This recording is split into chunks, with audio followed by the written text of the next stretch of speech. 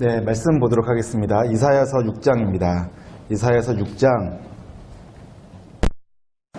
8절부터 13절까지 보도록 하겠습니다. 이사야서 6장 구약성경 974페이지 전에 이사야 6장 8절부터 13절까지입니다. 이사야 6장 8절부터 13절까지 기록된 말씀을 저와 여러분이 한 절씩 교독하고 마지막 절 합독하겠습니다. 내가 또 주의 목소리를 들으니 주께서 이르시되 내가 누구를 보내며 누가 우리를 위하여 갈고 하시니 그때 내가 이르되 내가 여기 있나이다 나를 보내소서 하였더니 여호와께서 이르시되 가서 이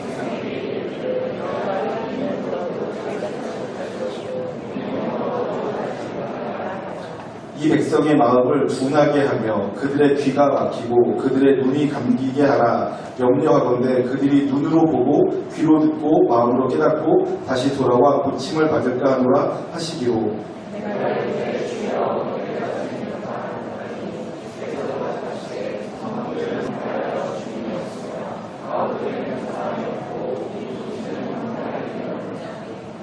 여호와께서 사람들을 멀리 옮기셔서 이 땅 가운데에 황폐한 곳이 많을 때까지니라. 그 중에 10분의 1이 아직 남아있을지라도 이것도 황폐하게 될 것이나 밤나무와 상수리나무가 매입을 당하여도 그 그루터기는 남아있는 것 같이 거룩한 시가 이 땅에 그루터기나 하시더라. 아멘. 이 말씀은 구약시대 이스라엘 민족의 범죄함 때문에 하나님께서 진노하셔서 징계하시면서 하신 말씀이에요. 이스라엘 민족이 범죄했기 때문에 하나님께서 그들의 눈을 가리고 귀를 막으시겠다는 말씀하시는 거예요. 그래서 보기는 보아도 알지 못하고 듣기는 들어도 깨닫지 못하게 하시겠다라고 말씀하세요. 여러분 이 말이 무슨 말인지 아시는 분 혹시 계시나요? 여러분 보았는데 보지 못하고 알지 못하고 들었는데 깨닫지 못하는 경우, 저는 이게 무슨 말인가 라고 생각했었는데 그런 게 가능하다라는 것들을 제가 잘 이해하고 있어요. 제가 언젠가 한번 나눈 적이 있었는데요. 제가 초등학교 1학년 때인지 2학년 때인지 정확하진 않는데 아무튼 어렸을 적이었어요. 외삼촌이 저에게 축구공 하나를 사주셨어요. 축구공을 가지고 학교에서 방과 후에 친구들과 함께 축구를 하며 놀고 있었어요. 그랬다가 어떤 한 친구가 뻥 하고 찼는데 골대를 넘어 학교 담장 밖으로 넘어갔어요. 그 축구공은 제 축구공이기 때문에 아무도 안 찾아가지만 저는 찾으러 갔죠. 찾으러 갔는데 축구공이 어디로 갔는지 찾을 길이 없었어요. 그런데 저 멀리 갔죠. 내 눈앞에서 한 아주머니가 축구공을 뱃속에다 숨겨가지고 걸어오시는 거예요. 제가 그 아주머니가 뛰어갔어요. 그래서 아주머니 제 축구공 주세요. 제 거예요. 근데 아주머니가 당황하시면서 뭐라고? 얘 무슨 소리? 제 축구공이에요. 제 거 주세요. 그랬더니 얘야 나 축구공이 없단다. 뱃속에 감춰둔 거 제 거란 말이에요. 주세요. 그랬더니 아주머니가 씩 웃으면서 그때 1학년인지 2학년인지 어린 학생이니까 지금 형준이만한 아이니까 제 손을 갖다가 자기 배에다가 대더라고요. 야 이거 축구공이 아니야. 아줌마가 임신한 거 한다. 이렇게 말씀하셨어요. 그래서 제가 그때서야 뱃속에 있는 게 축구공이 아니라 임신한 거구나 라는 걸 알게 되었어요. 그런데 제가 놀란 거 뭐냐면 저는 그때까지 단 한 번도 임신하신 분을 본 적이 없었어요. 처음 본 거예요, 제가. 임신하신 분을. 그러니까 임신한 분을 보고 제가 축구공을 배를 감추고 온 줄 알았겠죠. 그런데 더 놀라운 건 뭐냐면 그날 그 사건이 있은 다음부터는 제가 하루에 한 번씩 임신하신 분을 본 것 같았어요. 길을 가다 보면 계속 배 나오신 분들이 보이는 거예요. 저분도 임신하신 거네? 저분도 임신하신 거네? 그러니까 제가 임신이 뭔지를 몰랐을 때에는 보고 다녔고 내 눈앞에 있었겠지만 나는 그게 뭔지를 몰랐던 거예요. 그런데 한번 인식이 바뀌니까 배가 나온 건 축구공이 아니라 임신한 거구나 라고 알고 나니까 그때부터는 배가 나오신 분만 보면 저거는 임신한 거야 라고 눈에 들어오기 시작하는 거죠. 여러분 보기는 보아도 알지 못하고 듣기는 들어도 깨닫지 못하는 경우가 있어요. 여러분 이 세상 사람들이 왜 믿는 사람들은 하나님이 분명히 존재하시고 지금 역사하고 계시다, 지금 이 자리에 함께 하시다라고 말하고 그것을 확신하고 있는데 어떤 사람들은 왜 모를까요? 하나님을 한 번도 경험해보지 못한 사람들은 하나님께서 지금 이곳에서 역사하고 계셔도 보지 못해요. 알지 못하고요. 깨닫지 못해요. 그런가 어떤 사람들은 아주 민감하게 하나님께서 하시는 일들에 귀를 기울이고 있어요. 그래서 하나님을 알죠. 여러분 제가 고등학교 3학년 때 처음으로 베이스 기타를 배웠어요. 그래서 베이스 기타를 좀 치고 나니까 그때부터 제게 또 놀라운 일이 벌어졌어요. 저는 그 전까지는 음악을 들을 때 베이스 기타 소리를 한 번도 들어본 적이 없었어요. 음악 속에 베이스 기타 음이 들어있다는 것 자체를 모르고 살았다고요. 그러다 베이스 기타를 배우고 나니까 음악을 들을 때 베이스 기타 소리가 선명하게 들리기 시작하더라고요. 그리고 베이스 기타가 어떻게 연주하냐에 따라서 음악이 달라진다는 걸 알게 되었어요. 그 전까지는 음악을 듣다가 막 내가 막 흥분하고 하게 되어지는데 내가 왜 흥분하는지 모르는 채 막 흥분했었어요. 근데 나를 흥분시키는 요소 중에 베이스 기타 음이 있구나 라는 걸 제가 이제 알게 된 거죠. 여러분 베이스 기타를 모르시는 분들은 지금도 여러분 아마 음악을 들을 때 베이스 기타 역할이 뭔지 모르실 거예요. 여러분 오늘 베이스 기타 쳤는데 아세요? 누가 쳤는지 혹시 아세요? 모르시는 분은 모른다니까요. 안 들려요. 아는 사람만 들려요. 그럼 제가 이 말씀 드리는 것은 지금 하나님께서 이스라엘 민족을 향해서 너희가 이스라엘 민족이 보기는 보아도 알지 못하고 듣기는 들어도 깨닫지 못하게 하시겠다고 말씀하세요. 이스라엘 그것은 가장 큰 징계, 저주 중에 하나예요. 하나님을 보지 못하게 한다는 거죠. 하나님을 알지 못하게 하겠다는 거예요. 회개하지 못하게. 너무나 심각한 문제죠. 그래서 그렇게 이사야 선지자가 하나님께 여쭤봅니다. 언제까지 그렇게 하시겠습니까? 언제까지 이스라엘 민족으로 하여금 보기는 보아도 알지 못하고 듣기는 들어도 깨닫지 못하게 하시겠습니까? 라고 질문했더니 이 땅에 있는 모든 땅이 황폐해질 때까지 집들이 다 빌 때까지 그렇게 하겠다라고 말씀하세요. 그러면서 한 가지 단서, 소망을 주세요. 그러나 이 땅이 다 황폐하게 되고 이 땅에 있는 모든 사람들이 다 옮겨져 쫓겨나 빈집이 될지라도 내가 한 가지 소망을 주겠다.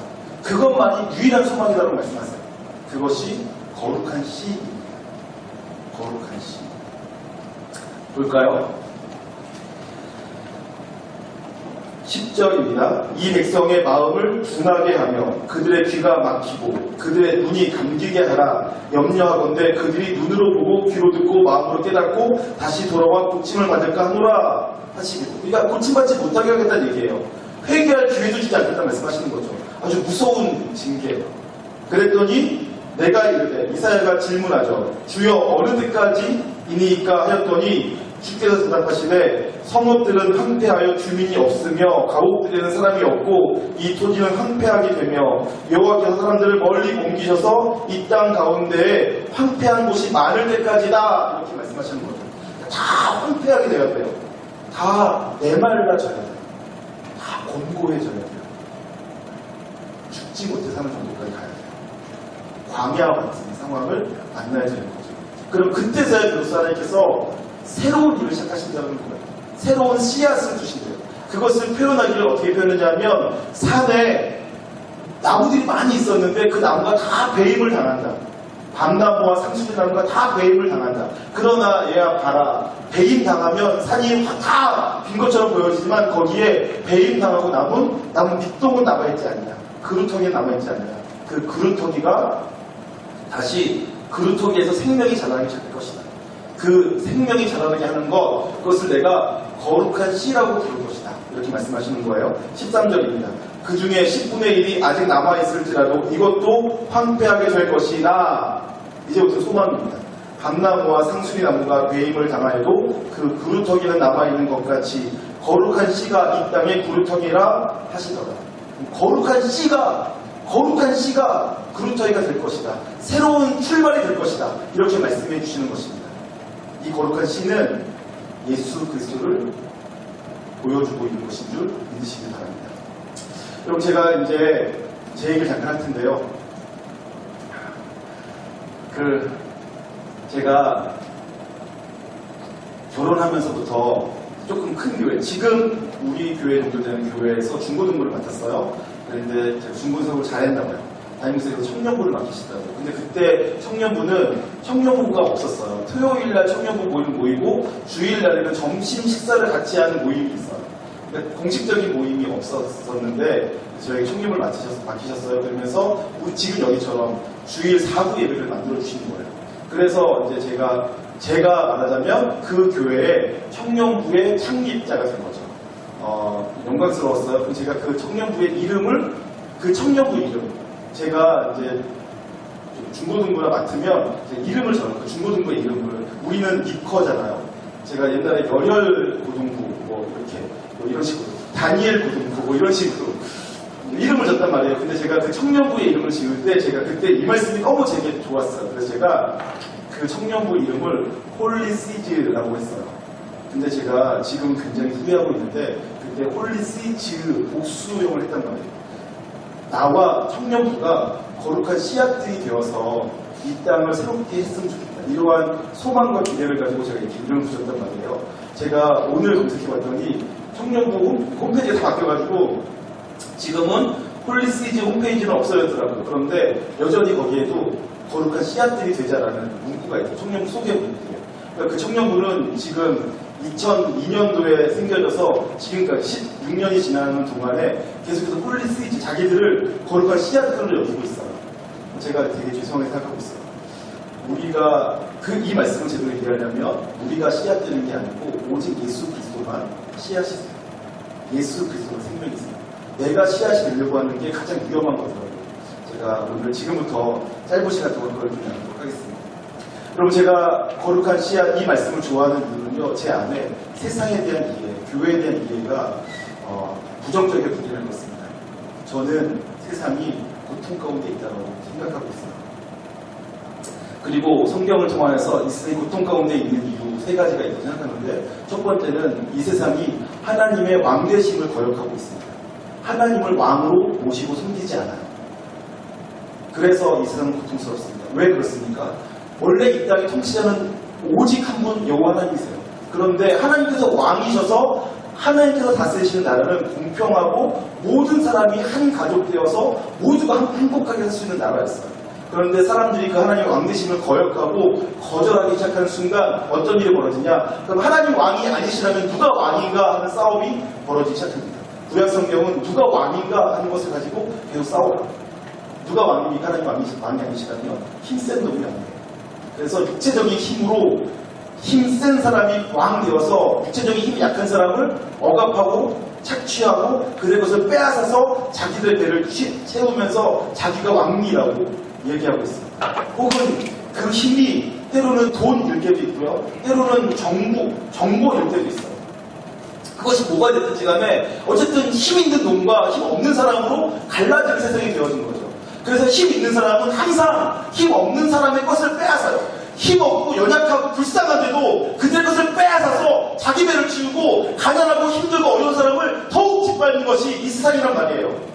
그래서 이 세상에서 소수의 사람들은 늘 행복할 수 있을지 모르겠지만 대부분의 사람들은 늘 고통을 당했어요. 이 세상은 그래서 하나님의 왕되심을 거역하고 자기들 중에서 누군가 힘 있는 사람들이 왕이 되어서 살겠다고 하는 순간부터 계속해서 고통이 끊이지 않는 세상이 되었어요. 그리고 힘센 놈들끼리 싸우면서 전쟁을 벌여서 힘없는 대다수의 사람들이 전쟁의 유형물로 죽어갔어요. 전쟁이 끊임없이 이루어졌죠. 그래서 이 세상은 고통 가운데 있습니다. 하나님의 왕되심을 거역한 순간부터 이 세상은 고통 속에 살 수밖에 없었죠. 저는 그것이 너무 안타깝습니다. 바뀌어져야 된다고 생각합니다. 그런가 하면 하나님의 존재를 부인하는 순간 이 세상은 하나님의 존재를 부인해요. 하나님을 인정하지 않아요. 하나님을 믿고 싶어하지 않아요. 그렇게 되는 순간 어떤 일이 벌어집니까? 우리가 늘 말하는 것처럼 그들이 이론을 만들어내요. 하나님이 안 계신데 그럼 이 아름다운 세상은 어떻게 만들어졌을까? 하나님이 안 계신데 이 훌륭한 사람들은 어떻게 만들어졌을까? 그래서 하나님 없이 세상을 이해하려는 이론들이 만들어지죠. 하나님 없이 사람을 이해하려는 이론들이 만들어지죠. 하나님 없이 이 세상을 이해하려는 이론들이 만들어져요. 그래서 진화론이 만들어지는 것입니다. 그래서 인본주의가 만들어지는 것입니다. 그래서 개인주의가 탄생하는 것이고요. 그래서 자본주의가 탄생하는 거예요. 여러분, 제가 수련회에서 다 이미 말씀드렸지만 자본주의는 굉장히 좋은 것처럼 보여져요. 좋은 거 맞아요. 사회주의보다는 좋을 수 있겠죠. 그러나 여러분, 자본주의 아니고 굉장히 위험할 수 있어요. 결국은 하나님께서 원하셨던 세상과는 거리가 멀어져요. 하나님은 모든 사람이 행복한 세상을 원하셨어요. 사회주의와 다른 관점이에요. 우리가 가족이기 때문에 가능한 세상. 근데 자본주의는 그렇게 말하지 않습니다. 결국은 자본주의는 더 수고한 사람이 더 많이 갖게 되어 있어요. 덜 수고한스러운 덜 갖게 돼요. 자기 자본. 그리고 그래서 결국은 부익부빈이 생길 수밖에 없어요. 다 틀렸다는 건 아니지만 그 가운데 굉장히 무서운 요소들이 있죠. 지금 제가 말하는 것은 하나님 없이 만들어진 모든 이론들은 굉장히 위험할 수 많이 있어요. 그것들을 쫓아가는 건 굉장히 위험해요. 우리들 모두가 하나님께 좀 더 집중할 필요가 있는 거죠. 하나님께서 원하시는 세상을 함께 만들어갈 필요가 있습니다. 그런데 그렇지 않기 때문에 세상 가운데 굉장히 많은 고통, 아픔, 슬픔들이 있게 되어졌습니다. 그런가 하면 이 세상은 하나님과 원수되어 있는 삶을 선택하였죠. 하나님을 대적합니다. 그래서는 기독교를 망친, 사회를 망친 주범으로 취급하고요. 기독교만큼 극단적인 것이 없다. 기독교만큼 독선적이고 이기적이고 폐쇄적인 종교가 없다라고 매도합니다. 그렇게 프레임을 씌우는 거예요. 기독교에 대해서. 진짜 기독교는 그렇지 않은데 그런 프레임을 씌워서 바라보는 사람들이 굉장히 많아졌죠. 그리고 그러면 그럴수록 이 세상은 점점 더 나빠져 가고 있어요. 제가 지금 말씀드린 것은 세상의 고통입니다. 그런데 여러분 세상만 그런 고통이 있는 것이 아니라 교회에도 고통이 있어요. 저는 교회 때문에 더 가슴 아파하고 있습니다.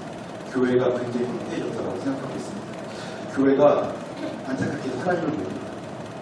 하나님을 모른다. 제가 자주 드리는 말씀인데 사용하는 인용하는 부분인데 마태복음 7장에 보면 거짓 선지자들에 대한 얘기합니다. 거짓 선지자들을 향해서 주의하라고 말씀하시면서 그들은 양의 옷을 입고 오지만 이리의 탈은 속에는 이렇지만 이리다라고 말씀하세요. 그래서 너희들 중에 주여 주여 하는 자마다 다 천국에 들어갈 것이 아니다라고 말씀하십니다. 그러면서 그 거짓 선지자들이 하는 것이 뭐냐면 그들이 주여 우리가 주의 이름으로 선지자 노릇하였고 주의 이름으로 권능을 행하였고 주의 이름으로 귀신들을 쫓아내지 아니하나이까 이렇게 질문한다는 거예요. 그들이 주님의 이름으로 수많은 사역을 감당했어요. 근데 그때 주님께서 뭐라고 말씀하시냐면요. 내가 너를 도무지 알지 못한다. 불법을 행하는 자들아 내가 떠나가라 이렇게 말씀하세요. 저는 그 말씀이 좀처럼 이해가 안 됐는데 요즘에는 굉장히 많이 느끼고 있어요. 제가 언젠가 꿈을 꿨어요. 저 좀처럼 꿈을 꾸지 않는데 꿈을 꿨어요. 제가 이 자리에 서 있고요. 네, 제가 수요일 설교를 했는데 수요일 설교를 끝내고 난 다음에 예배 시간에 청년 한 명이 꽃다발 하나 들고 왔다 갔다 하더라고요. 그러더니 예배가 끝난 다음에 그 꽃다발 들은 청년이 청년들을 지휘하기 시작해요. 갑자기 청년들이 막 예배 시간에 안 보이던 청년들이 수십 명이 막 왔어요. 그러더니 의자를 다 뒤로 밀더라고요. 그래서 야 뭐 하는 거야 그랬더니 이번 주 토요일에 결혼식이 있어서 결혼식 준비를 하겠다는 거예요. 뭐라고? 누가 결혼하는데 왜 있어요? 그래 있어. 그래서 수고한다. 그냥 그랬어요. 그 친구가 열심히 해요. 그래서 야 근데 이거 의자 밀면 안 돼. 주중에 쓸 일이 있을지 모르잖아. 그래도 허락을 받아야 돼. 괜찮아요. 하면서 막 하는 거예요. 제가 그래서 얘들아 안 돼. 잠깐만 기다려봐. 허락부터 받고 괜찮아요 하면서 막 하는 거예요. 제가 화를 내기 시작했어요. 안 된다니까! 하고 소리 질렀는데 근데 그것을 애들이 칭찬으로 알아듣는 거예요. 와 기뻐하면서 막 거인을 하는 거예요. 제가 너무 막 가슴이 두근두근 느꼈어요. 제가 여러분 한번 생각해보세요. 청년부에서 무슨 일을 하는데 저한테 말하지 않고 해요. 저한테 청년 중에 누가 결혼하는데 저한테 말하지 않고 결혼을 우리 교회에서 한대요. 청년도 결혼식을 하려고 결혼식 여기를 꾸미는데 저한테 말하지 않고 막 꾸며요. 그럼 제가 그걸 뭐라고 말하겠습니까? 불법이라고 말하겠습니다. 동의할 수 없어요. 그렇게 하시면 안 돼요. 그렇지 않습니까? 여러분 우리가 무슨 일을 막 하는데요. 하나님께 말씀도 안 드리고 허락도 안 받고 하나님 시키지도 않는 일을 우리가 막 해요. 하나님께서 니들 지금 뭐하니? 하나님 두고만 보세요. 우리 다 알아서 할게요. 그러시면 안 됩니다. 우리가 무슨 일을 하든지 간에 하나님과 함께 해야 돼요. 하나님께서 시키시는 일, 하나님께서 원하시는 일을 해야 돼요. 그냥 일하면 안 돼요. 그런데 제가 봐온 바로는 교회가 그런 경우가 너무나 많아요. 하나님께서 시킨 적도 없고 원하시지도 않는 일이 막 일어나는 거죠. 하고 싶은 말이 너무 많은데 시간이 너무 없어서 두 번째로는요. 하나님을 모르기 때문에 어떤 일이 벌어지냐. 교회가 세속화되어지고 있어요. 하나님께서 원하시는 일을 하나님의 방식으로 해야 되는데 하나님도 모르고 하나님께서 무슨 일을 원하시는지 모르고 하나님께서 어떻게 하기를 원하시는지도 모르니까 모르는데 뭔가를 해야 되겠어요. 그러니까 어떻게 하냐면 세상 방식을 가지고 와서 해요. 세상에서 자기가 하는 방식대로. 그래서 교회에 문제가 생깁니다. 그런가 하면 성경에서는요, 자기의 의를 세우려고 하십니다. 하나님을 모를 때 그런다고 말하고 있습니다. 로마서에 보면, 로마 10장에 보면 그들이 하나님에 대해 열심은 있으나 바른 지식이 없대요. 그래서 자기 의를 내세우려고 하고 있다고 얘기하고 있습니다. 여러분, 제가 교회를 보는 동안 그런 경우가 너무 많아요. 하나님을 잘 모르니까, 하나님께서 무엇을 원하시는지, 하나님께서 어떻게 일하시는지를 모르니까 하기는 해야겠는데 어떻게 해야 되는지 몰라요. 그러니까 세상의 방식을 가지고 와서 일하면서 자기를 드러내요. 그래서 교회가 굉장히 혼란스럽습니다. 여러분, 저는 제가 20대 때 제가 섬기던 교회가 3번 깨지는 걸 봤어요. 3년마다 한 번씩 싸우면서 깨지는 거예요. 지금 여러분들이 다니고 있는 이 부평중학교에도 수년 전에 장로님들끼리 싸워가지고 깨진 적이 있었어요. 그때는 그게 유행이었어요. 교회들마다 다 교회 안에서 싸움이 벌어졌어요. 왜 그런 일이 했을까? 여러분, 이번 주 화요일 날에는 통합측 교단의 가장 큰 교회 중 하나인 영성교회가 교회 세습을 합법화시켰어요. 노예법. 여러분, 영성교회 안에서 세습이 하겠다라는 것도 이해가 안 되지만 그 교회는 그럴 수 있어요. 그런데 세습을 반대했던, 세습은 안 된다라고 정해놨던 그 교단 노회에서 8대7로 승인했어요. 여러분, 그게 너무 무서운 거죠. 교회는 하겠다고 해도 노회는 안 된다고 말해야 되는데 노회가 된다고 한 거예요. 왜 된다고 했을까요? 돈 먹여서. 라고 생각하지 않으세요? 내가 확인해 본 건 없어서. 있을 수 없는 일이 벌어지고 있다. 세상의 방식을 그대로 사용하고 있어. 교회가 황폐해지는 거죠. 굉장히 안타까워하고 있는데 이 문제가 어떻게 해결될 수 있을까요? 성경은 이렇게 말합니다. 다 황폐해져야 됩니다. 다 옮겨져야 됩니다. 그리고 거기에 거룩한 씨앗만 남아야 됩니다. 그 거룩한 씨앗이 여기 사는 겁니다. 그래야지만 교회가 세워집니다. 저는 이 땅에 유일한 소망이 오직 예수 그리스도로 있습니다. 저 여러분이 내가 거룩한 씨앗 되려고 하지 마시고 예수님이 내 생명 되신다, 씨앗 되신다, 그분만이 함께 할 수 있다는 믿음 가지고 소망합니다. 제가 이렇게 말하면, 저도 20대 때 이렇게 말하는 것을 향해서 추상적이다, 또 개념적인 거 아니냐, 그게 뭐냐, 그래서 난 뭐라는 얘기냐, 이렇게 반응했었는데, 지금은 제가 그것이야말로 진리다라고 제가 얘기해 되었는데, 그 이유에 대해서 다음에 기회에서 설명을 드릴게요. 여러분, 제가 부탁드리는데요, 내가 씨앗 되려고 하지 마시고 예수님이 씨앗이다라는 믿음을 가지고 그 예수의 생명이 내 안에 있기 때문에 가능하다는 믿음만 일단 가지고 계시면 좋은 것 같아요. 그러면 내 안에 계신 생명이신 씨앗이, 거룩한 씨앗이 예수께서 어떻게 역사하시는지 경험하게 되시고 함께 경험하도록 하죠. 이번 캄보디아 전기선교는 이 말씀을 가지고 거룩한 씨앗 증거하기를 다녀오려고 합니다. 잘 다녀오겠습니다. 그래서 기도해 주시고요. 그리고 저와 여러분이 기도해 주시는 바대로 우리로 인하여서 하나님의 거룩한 씨앗이 심겨질 때 능력 같은 것을 함께 보길 소망합니다. 기도하도록 하겠습니다. 여러분, 기도할 때요, 원래 우리 파선에도 연습을 부르고 성교팀이 좀 잘 가려고 했었는데 시간이 너무 없어서 기도하고 제가 축도로 바로 마무리하고 성교팀은 가도록 하겠습니다. 여러분, 위에서 계속 기도해 주시고 또 여러분들이 거룩한 씨앗을 잘 자라가게 되길 소망합니다. 한번 같이 기도할게요. 기도하겠습니다. 이제는 우리 주 예수 그리스도의 놀라우신 은혜와 하나님 아버지의 극진하신 사랑하심과 성령님의 감화, 감동, 교통하신 역사가 이곳 가운데 있는 모든 청년들의 심령 가운데 이제부터 영원토록 함께 있을지어다. 아멘.